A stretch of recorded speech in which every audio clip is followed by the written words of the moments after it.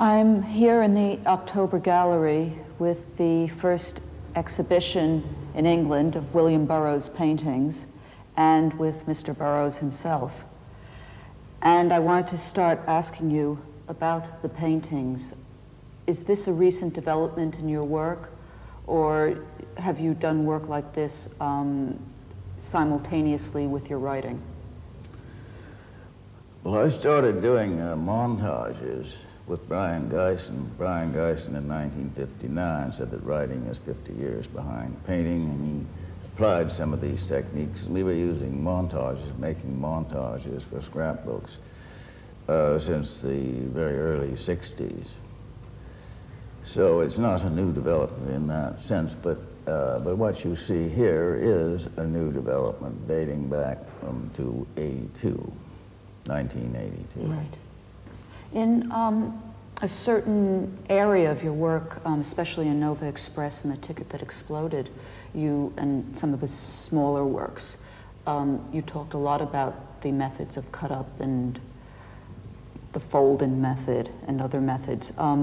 Is the montage that you're doing these pictures, does the procedure resemble some of the methods back in those days? It does, very definitely, in that the cut-up introduced into writing a random factor, a cut of the scissors.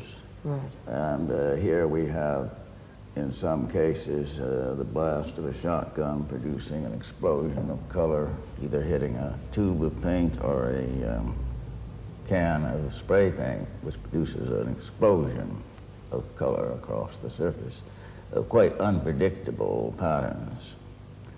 But this, of course, is not such a new thing in painting. It was done by Pollock, by Yves Klein, and I'm sure by others, letting paint drip down the canvas to form these random, unpredictable patterns. That doesn't rule out very careful brushwork. I think Pollock was a very careful artist, too.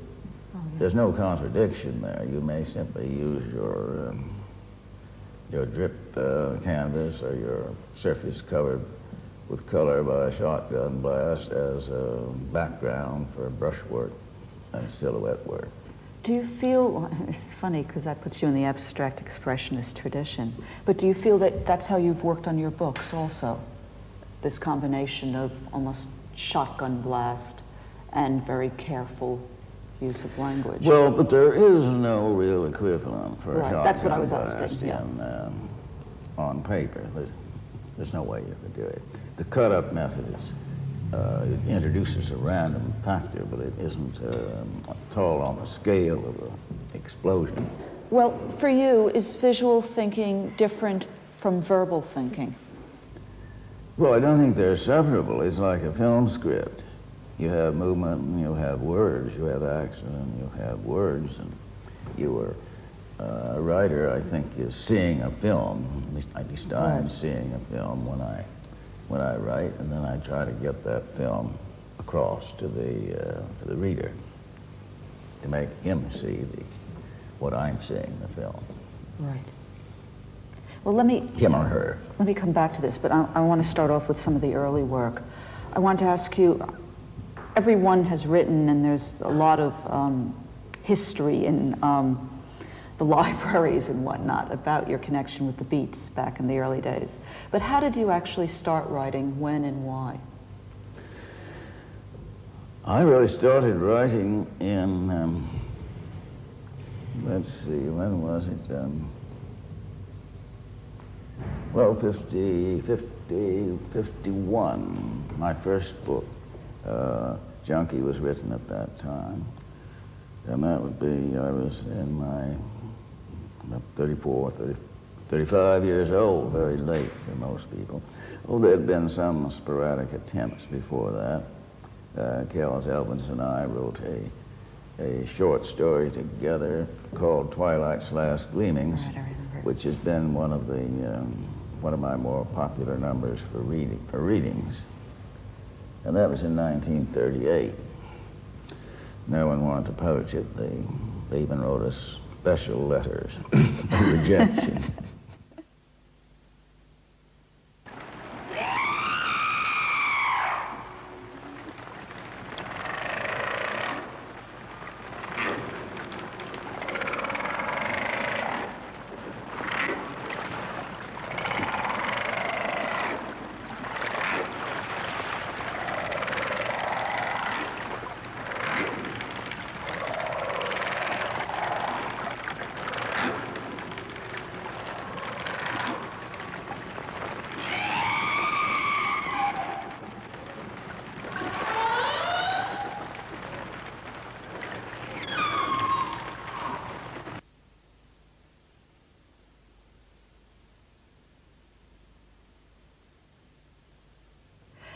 Why did you start writing?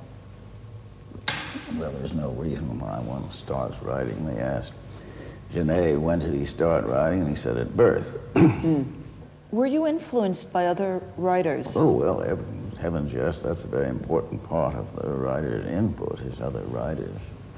Conrad, very strong, Kafka, Graham Greene, of course, all, Shakespeare, Rimbaud, Saint-Jean-Perse, Baudelaire. So Junkie and Queer were fairly almost socio-realistic novels. They were written with a very linear sort of narrative. Yes. And there was a big change between them and Naked Lunch. Yes. First of all, what was the process of writing Junkie and Queer? Did you write those? Well, it was pretty simple. Someone suggested that, Junkie was written first, that I should just write up my experiences with addiction. So I just sat down and reconstructed more or less in a straight journalistic style the experiences. There was a little moving around of one thing from here to here, but by and large, pretty much straight narrative. Queer was much less journalistic and more personal. But you see, there was a long gap between Queer, Junkie, Oh Yahé letters, of course. That was in 1952. Right. But between that and the publication of Naked Lunch is, Naked Lunch was published in 1959 in Paris by the Olympia Press. Right. So that's a gap of more than 7 years. It took a while for Naked Lunch to get published, though, didn't it? Well, we had made several attempts. We'd had many rejections of the manuscript, but it really wasn't in a definite shape. Right. At that point. Now, Maurice Grotius of Olympia had turned it down when he first saw it about 2 years before 1959. And then there was an argument with the editors of the editors of the Chicago Review and the Board of Trustees, who didn't want them to publish Kerouac or Dahlberg or myself. So they resigned en masse and formed this magazine, Big Table. Ah, that's one Big Table. Yes, Okay. Yes. So when Maurice heard about this, he said, oh, it sounds like scandal, which he does. Yes. And he sent someone over from the office, Sinclair Bayliss, in fact, came to my room and said that Maurice now wanted to publish this novel, Naked Lunch, and he needed the manuscript in 2 weeks. Mm-hmm. Well, I had a mass of notes, perhaps 1,000 pages of notes, some of it in pretty good shape, particularly, of course, the sections that appeared in Big Table were all ready to go. Right. So with the help of Brian Geisen, Allen, Sinclair, we got the manuscript ready in 2 weeks. And as we were completing a section, we'd send it to the printer, who didn't read English, incidentally, and made fewer mistakes in consequence. So we thought we'd, sort out the order later. But when it came back to the printer, we took one look and said, well, the present order is perfect. Yeah, the only one change was made was that what was the beginning then became the end. The two detectives walking in became the end of the book instead of the beginning. And that was the only change that was made in this more or less arbitrary order, not random, but arbitrary. I wanted to ask you about your process of writing it. What I've heard, and I don't know if it's an apocryphal story, is I know that you have many files and collect information, that you had bits of information pasted up over the walls and you'd go from bit to bit. And that's apocryphal. You see, How did you compose in the it? first place, I wasn't into the cut-up method at that time at all. Okay. I knew nothing about that. And I was not paying any particular attention to newspaper articles and pictures. That came later, this interest in juxtapositions and newspaper and magazine articles and the collages. Well, no, I just wrote it in sort of short bursts of 3, 4, 5 pages as it came to me. Now, between Naked Lunch and the Nova Express Ticket That Exploded period, what happened to the process of writing? Well, principally the cut-up method, Right. which was Brian's idea, and I applied it with great enthusiasm, and I think in some cases carried it too far. Writers can get carried away by a technique and what they can do with this technique and carry it so far that they lose their readers. And I think this happened to some extent in those 3 books, The Ticket That Exploded, Nova Express, and The Soft Machine. Yes. There were many additions to The Soft Machine. I have... So that the, let's see, between the English and the American edition, I think there's about 30 or 40 extra pages in the complete edition, the British edition. The British is complete. Oh, I didn't know that. Oh. And when I told the Grove Press, who was about to reissue the book about this, they just weren't interested at all. Really? No. Oh, I'll talk to Well, Fred they about felt that. that, you know, people were used to one version, and to say that this contains new material is not particularly No, that's an quite inducement. wrong. Well, that was their attitude anyway, so I just said, well, we'll forget it. Are they reprinted yet? Oh, yes, this was some time ago. Oh, there's some time ago. Okay, that was when Grove was floundering. But, well, first of all, when did you meet Brian? And how did you meet Brian? I met Brian in Tangiers in 1954. He was giving an exhibit of his paintings, the Rembrandt Hotel. And I went to the exhibit. We talked a while, but we were not at all congenial at that time. He subsequently opened a restaurant called the 1001 Nights, and I used to eat there occasionally with, it was very good food, and he had dancing boys, and he got a lot of very chic clientele. But I didn't get to know him at all. Right. It was only later in Paris that I ran into him in 1958. And then he showed me his pictures, and I really began to see his pictures. Right. He taught me how to see a picture. Then we became very close friends. When you started doing the cut-up method, were there any political... There's a lot of discussion in, say, Nova Express about the word as virus and the necessity to destroy the word. What were the, if any, the political ramifications? Or were there? Well, there are no political ramifications that could be put into, fitted into any party. Right. There's no affiliations with socialism, communism, or certainly not, or capitalism. There are no direct political affiliations. Well, the whole thing is a mess. That's the point. In that way, political, yes. Well, you talked about the word as a method of control, and that the cut-up of the word in some way would get rid of the control. Do you still feel that? Well, it's not completely at all. I mean, it's just may loosen up this automatic association of word and what the word refers to. Well, you get these vague words like communism and capitalism. You have as many definitions as there are people who use them. There's total confusion.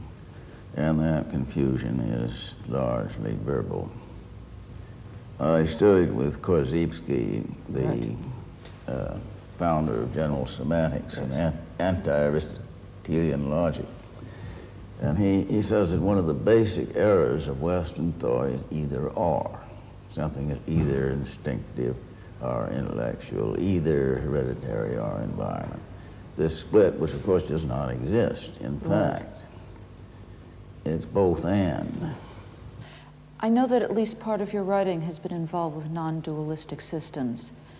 When did you get involved with Scientology? That was around 68, around in there. I just want to see what they had to say. Brian knew some of the early Scientologists, and he in fact had stayed with them in Algiers during the Civil War. So he told me about Scientology. He said they have this system they think will take over the planet, and he says it has a certain interest. So they say it works. He said, I wouldn't say that it works, I'd say that it does something.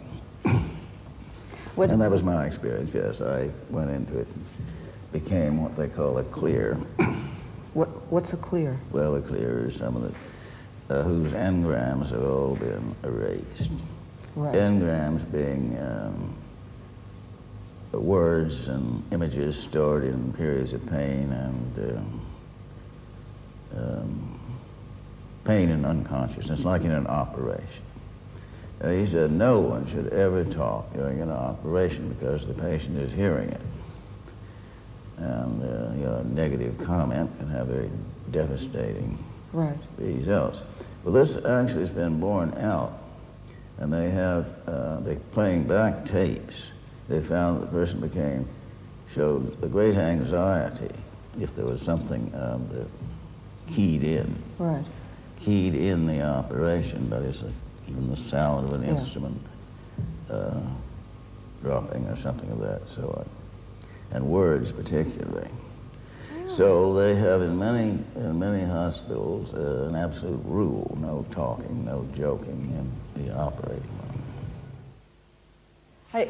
This is probably another apocryphal story. I had heard, I think Miles told me, that you once disguised yourself as a plumber, went into the Scientology offices and stole some files. Absolutely, without the slightest foundation. I've heard a lot of apocryphal stories. You've also been involved in some other methods of training. The one I know about is a bit with Trungpa Rinpoche. Well, no, I was not involved with Buddhism. Right. I know a little bit about it, and Alan is very much into it, but it doesn't attract me too much. I've never really practiced meditation. I did take a course with the S people. You did? Yeah, but it was already a splinter group in London. I forget who, but it's helpful. You get some interesting things from these. From what, if any, other similar sources have you gotten information? Well, those are the Scientology and the S were the two, whatever you call them, systems that Systems, training schemes, I don't know. went into.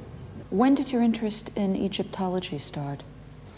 Years ago, I've always been interested in the idea of a pictorial language. I remember I took, and I was staying in Chicago, when I was living in Chicago in 1943 or 44, I started to take a course in Egyptian writing. And I did get some distance with it. I had Gardner's Egyptian grammar and wrote out these exercises. Very interesting, because it can be read immediately. It doesn't have the same linear quality. In the most recent book, The Western Lands, which I've only, I must say, partly read so far, in the middle of, it seems to me to be somewhat a meditation on death, based on a lot of the old Egyptian schemas. How helpful do you actually find that information? How what? Helpful. Do you actually find that? I mean, how seriously? Well, I think it's quite a helpful concept, the seven soul concept. Explains a lot. Of course, it's obvious that there's not much unity, but see, you have seven souls, and their interests at some point are irreconcilable. They do not have the same interests. Yeah. And this creates difficulties. Would that be a sort of more complicated schema of when you talked a little about RM and about the centers that in which we oppose ourselves, we stop ourselves from, I'm not putting this very clearly, stop ourselves. Well, yes, you would say that the existence of entities with divergent interests right. is going to make someone seem to be self-defeating in many instances. Well, I guess what I'm trying to get is there seems to have been a major change in your work between the Nova Express period and the later books, both stylistically and in terms of preoccupation. That in the Nova Express books you were being concerned with cut-up, you were also concerned with attacking various systems of control, both political in terms of the RM or whatever, the ways, and politically in terms of the use of word to control. And after that, say in The Wild Boys, and later on, the novels stylistically became more narrative, but more important for me, you seem to be concerned with how humans could get out of the predicament in which they were in. And at what caused that change in preoccupation, first of all? Well, that would be too complicated even. You know, what causes a change in of that sort usually does not have a definite answer. But given the change occurring, then the content will dictate a straight narrative. Right. If you're talking about pirates or guerrilla bands, you have to preserve a line of straight narrative in order to present your material. Did you feel at all that the cut-up wasn't working? I mean, because obviously things change as environments change, and politically and historically, the United States and the Western world has changed greatly since '58 and the early '60s. Did you feel that the cut-up was no longer viable? Not necessarily. It's a technique. Right. And like any technique, it works here and it doesn't work somewhere else, that's all. Like painting techniques. When did you start thinking about the relationship of space to time? Well, it's, as soon as I thought about either one, because there's the obvious relationship, of course, how long does it take you to get from here to here? Right. At that point, when you were thinking in terms of space travel, whose work were your what were your references in? Well, from childhood, I used to read amazing stories, science fiction. I read Jules Verne and H.G. Wells. H.G. Wells still stands up pretty good. I reread The Time Machine not long ago. Interesting. What other writers do you read? I know you read a lot of science fiction. Yes, quite a bit of science fiction. I read spy stuff, Le Carré, Forsyth, Len Deighton. I've read a lot of doctor books. It's a regular genre, as you know. Yeah. Very popular. The Making of a Surgeon and Dr. X. Started with Dr. X, actually. Yes, I know. So those are largely read for information. And I started out to be a doctor. You did? I didn't know that. Was that what you studied at Harvard? No. I started out in Vienna because they didn't require any pre-medical work. Hmm. Well, it's just as well it didn't work out. So medicine has always been one of my interests. hobbies, you might say. Well, I remember seeing you on Saturday Night Live once. And very strong when you said, "I'm the doctor," and the TV camera came in on your face. But I keep trying to, sort of press over to this area, and I don't really know how to get to it. You obviously feel that things are in a bad way, politically, or in the world. I use the word politically very generally. I don't mean in terms of parties. Disastrous way. To what extent do you think it's possible for us to save ourselves? An impossible question to answer. Who do you mean by us? And who do you mean by ourselves? I don't subscribe to the idea. I don't subscribe to the idea that there's any such thing as human nature, humankind. Right. And I feel very little even empathy with most people. So when you speak of a we, it would be a pretty small we. Most we's you can include me out of, I feel. But Korzybski, it's one of the important things he points out, that not to use generalities, we, the American people, the consensus of informed opinion, oh wow. Well, someone says the consensus of informed opinion, you know you're going to hear some real nonsense.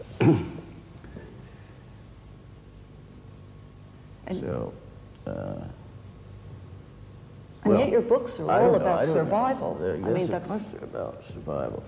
Well, all right, there's one possibility would be escape from the planet for a few people. Right. Do you think of this escape literally or in terms of altering perception? Well, they're the same thing. If you alter your perception, then you have altered your location, your space-time location. Are your books in any way methods for altering perception? As far as they can be. Yeah. How far do you think literature can work in that area? Well, that's it, as far as it can go, in the same way with painting. Do you think they work in the same ways? Well, no, not quite the same way. It's a little what I was trying to get at the difference. Just not quite the same way, but Gerald Wilde said that any painting of consequence you can read. In other words, there's a story in it, not a message, not a message, but a story. And in the same way, writing, the more visual, the better, I feel.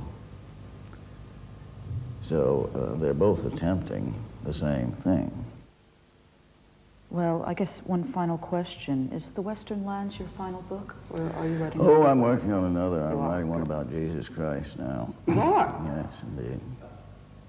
Oh, a lot of notes. My mouth is open in astonishment.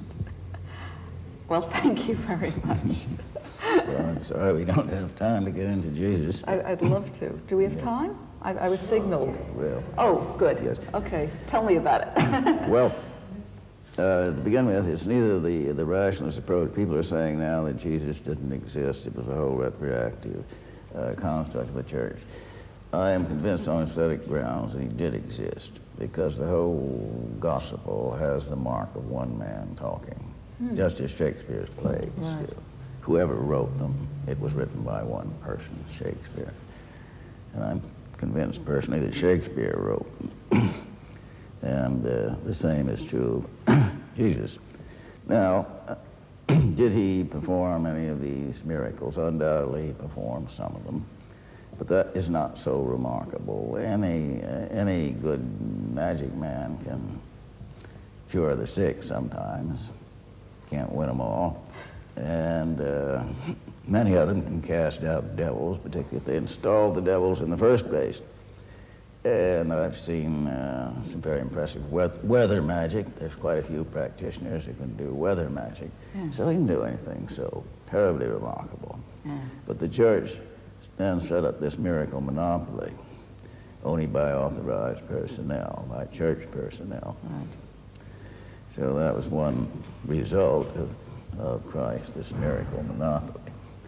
The Buddhists take a very, very dim view of miracles and healing. They say if you can, don't. Mm-hmm.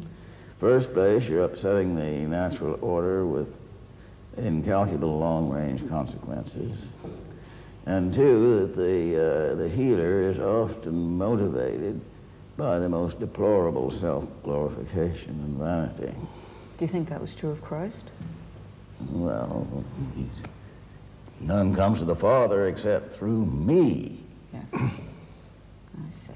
I think there's a degree of self-glorification involved. Well, talking about morality, what do you think has happened? There seems to be a huge rise in institutionalized morality in the United States. Well, symptom of fear, dislocation. Right. They don't know what's happening or where they are. They want something they can hang on to, I suppose. But remember that there's a terrific gap between doctrine and practices built into the Christian religion. Yes. Love your enemies and all that, which is biologic suicide if put into practice. So no one puts it into practice or attempts to do so. So you have this gap between what people are supposed to do and what they actually do.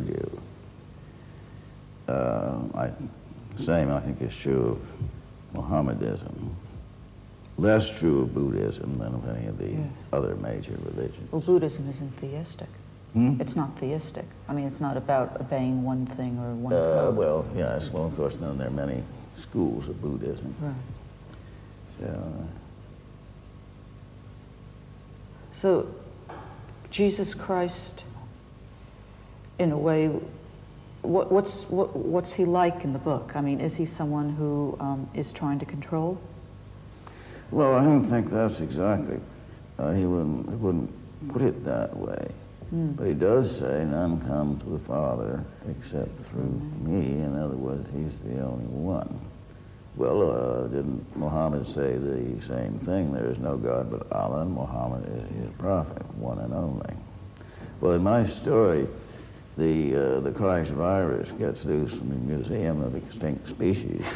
So you have hundreds of thousands and millions of people going around saying, I am the way, none comes to the Father except through me, and getting inherits and even performing miracles. After all, special effects have come a long way since Christ, so...